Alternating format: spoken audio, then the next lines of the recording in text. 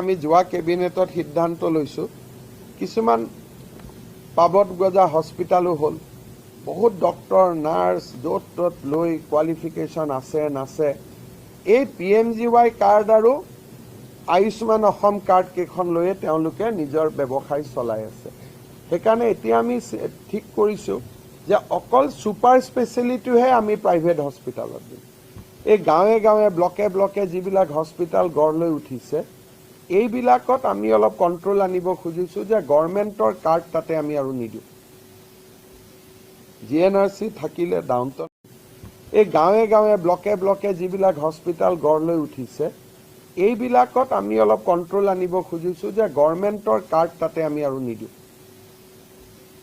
GNRC থাকিলে downtown থাকিলে এপলো থাকিলে এক্সেল থাকিলে কিন্তু কৰবাত গৈ আজিকালি ৰাস্তা দি গলেও কাষতে এখন কালি মই ইয়াৰ মঙ্গলদৈৰ পৰা গহপুৰ গৈছো 4টা আই হস্পিটাল